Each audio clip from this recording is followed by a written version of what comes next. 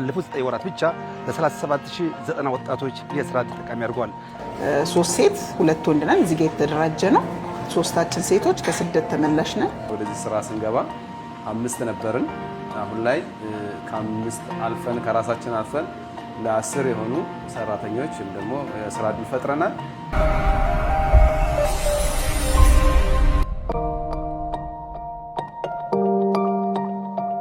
ሰላም ጤና ይስጥልን ክብራትና ክብራን ውድ የፕሮግራማችን ተከታታዮች፣ ይህን ያውቁ ኑሯል። የአቃቂ ቃሊቲ ክፍለ ከተማ አስተዳደር በ2018 በጀት ዓመት ባለፉት 9 ወራት ብቻ ለ37090 ወጣቶች የስራ ዕድል ተጠቃሚ አድርጓል። እነዚህ ወጣቶች በማኑፋክቸሪንግ፣ በአገልግሎት፣ በኮንስትራክሽን፣ በከተማ ግብርና በአገልግሎት ዘርፍ የተሰማሩ ናቸው። እኛም በዛሬው ዕለት ተደራጅተው ስራ የጀመሩ ወጣቶች ምን አይነት ስራ እየሰሩ እንደሚገኙ እናስቃኛቸዋለን። ተከታተሉን። ባለፉት 9 ወራት ስራ ዕድል ከተፈጠረላቸው ወጣቶች አንዷ ያርሜን ሽሮበሌት ናት። እንዴት ስምሽንና በምን ስራ ዘርፍ እንድትሰማረች ንገሪኝ። ኦኬ፣ ስሜ ሙና ሰይድ ይባላል። ካፌና ሬስቶራንት ነው ስራ እየሰራን ያለ ነው። ያው እኛም ከስደት ተመላሽ ነን። የነበርነው ሰው ሀገር ነውና ረጅም ዓመት ከዛ ተመልሰን የመጣ ነው። ሀገራችን ላይ ደግሞ እንደዚህ አይነት እድል ሲፈጠር ያው ከሀገር የሚበልጥ ነገር የለምና ስደቱ አላስፈላጊ ነው ብለን ስላመንበት አሁን ያው እየሰራን ራሳችን ተለውጠን በስራችን 4 ልጆች ቀጥረን እያሰራን ጥሩ ነው ያለነው። እግዚአብሔር ይመስገን። የተደረገልን ድጋፍ እኛ ማለት ከጠበቅነው በላይ ነው። መጀመሪያ አካሄዳችንም ይሳካል ብለን አላሰብንም። ተስፋ መቁረጥ ነገር ነበረ። 3 ሴት 2 ወንድ ነን። እዚህ ጋር የተደራጀ ነው። 3ታችን ሴቶች ከስደት ተመላሽ ነን። እኔ እንደውም ከአውሮፓ ምናምን ተይዤ ነው የመጣሁትና ከግሪክ ታሰሬ ማለት ነው። ስለዚህ ጥሩ ነገር ነው ያደረጉልን ድጋፍ፣ ሁሉ ነገር በጣም መልካም አስተዳደር እንደውም ያየነው እነሱ ጋር ነው ማለት ይቻላል። እሺ፣ ስሜ ዳዊት ሁሉ ይባላል። የተሰማራ ነው በህትመትና ማስታወቂያ ዘርፍ ነው ያለነውም አቃቂ G4 መሀል ገበያ ላይ ነው ያለነው። የመንግስት ህንፃ ላይ ነው የነበረው ድጋፍና ክትትል። በእውነቱ ከሆነ ያው እኛ እንደ ኢንተርፕራይዝ ተደራጅተን ወደዚህ ስራ ስንገባ 5 ነበርን። አሁን ላይ ከ5 አልፈን ከራሳችን አልፈን ለ10 የሆኑ ሰራተኞች ወይም ደግሞ የስራ ዕድል ፈጥረናል። ከዛም በዘለለ ደግሞ በመንግስት በኩል የሚደረጉ ማንኛውም ድጋፎች እንደ ማንኛውም ዜጋ ተደርጎልናል ማለት ነው። ለምሳሌ የነበረን መጀመሪያ ስንገባ 34 ካሬ ነበረ መስሪያ ቦታችን። አሁን ላይ ወደ እጥፍ አድጎ 64 ካሬ ተደርጎልን ማሽነሪ እንደምታየው ይሄን ማሽን በሊዝ አማካኝነት ከመንግስት ብድር አግኝተን ስራችንን ሰፋ ባለ መንገድ እየሰራን እንገኛለን። ያው አሁን ላይ ስደት ምንም ዋጋ የለውም። ሀገርክ ላይ እንደዚህ አይነት እድል የሚፈጠርልክ ከሆነ አለመሄድን ነው እኔ የምመርጠው ማለት ነው። ምክንያቱም ባሰብከው ልክ ተሰደክ ውጤታማ መሆን አትችልም።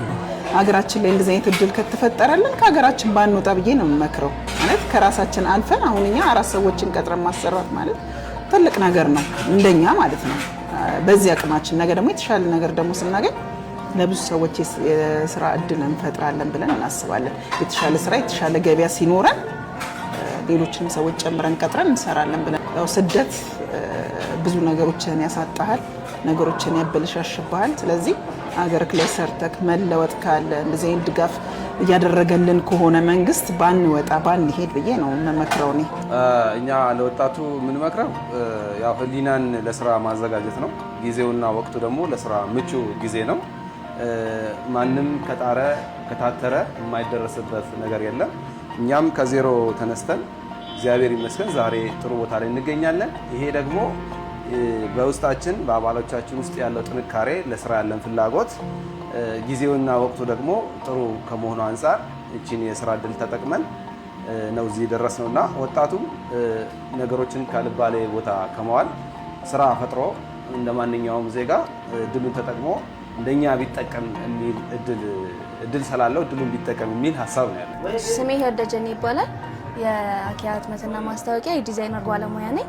ከዚህ ቀደም ወይም ከዚህ ድርጅት ውስጥ ከመሳተፌ በፊት ትምህርቴን ጨርሼ ስራ አጥ ነበርኩኝ እና ወጣቶች ባገኙት የስራ መስክ ተሳትፈው ውጤታማ የሚሆኑበትን ስራ እንዲሰሩት መልእክቴን አስተላልፋለሁ። ነገ እንግዲህ እኛ ከዚህ የተሻለ ቦታ ላይ እንደርሳለን ብለን ነው የምናስበው። ማለት የተሰጠንን ጊዜ ተጠቅመን የተሻለ ቦታ ላይ የተሻለ ከዚህ ስራ ቀይረን የተሻለ ነገር እንሰራለን ብለን ነው የምናስበው እና ለሌሎችም ልጆች ለሌሎችም ወጣቶች በስራችን ከዚህ የበለጠ ሰዎች ቀጥረን እናሰራለን ብለን ነው እንግዲህ ራዕያችን። ከዛ በዘለለ አሁን ቀጣይ ላይ እንደ አምላክ ፍቃድ እንግዲህ ዘርፋችን ወቅቱም ከተማችንም ሲቲያችንም የወሰደች የተጠቀመች ያለችው ዲጂታል ማርኬቲንግ ነውና ወደ ዲጂታል ህትመት ነው እየገባን ያለ ነው። የቀሩ ኋላ ቀር የነበሩ ህትመቶችን ትተን አሁን ወደ ዲጂታል ማርኬቲንግ እየገባን ነው። ቀጣይ ላይ ልናስገባቸው የምንፈልጋቸው ዲጂታል ማሽነሪዎች አሉ። እነዛ በፕሮሰስ ላይ ያሉ አሉ።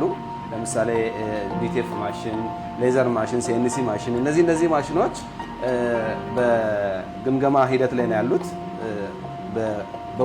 በወራቶች ውስጥ እጃችን ላይ ይደርሳሉ ማለት ነው። አብዛኛው ሂደቶች አልቀዋል። ፕሮፖዛል ጸድቆልናል።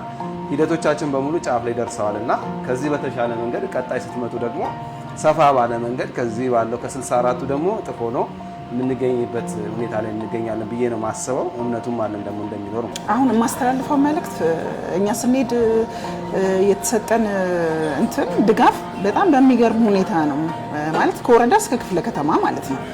ሌሎችም እንደዚሁ አብዛኛዎቹ ከስደት ተመላሾች አሉ። እዚህም ሆነው ስደትም ሳይሄዱ በጣም ብዙ ስራ አጦች አሉ። እነዛም በዛ ልክ አሁን ለኛ በተሰጠን ድጋፍ ልክ ከተደረገ ማንም ከሀገር የሚወጣም የለም። ማንም ተስፋ ቆርጦ ሱስ ውስጥም የሚገባ ሌላ ነገር ውስጥ የሚገባ ወጣት ይኖራል ብዬ አላስብም። የሚያደርጉት ድጋፍ እዚሁ ይቀጥል ብዬ ነው የምለው። ወረዳም ክፍለ ከተማ ላይ ያሉ ባለሙያዎችን ማለት ነው።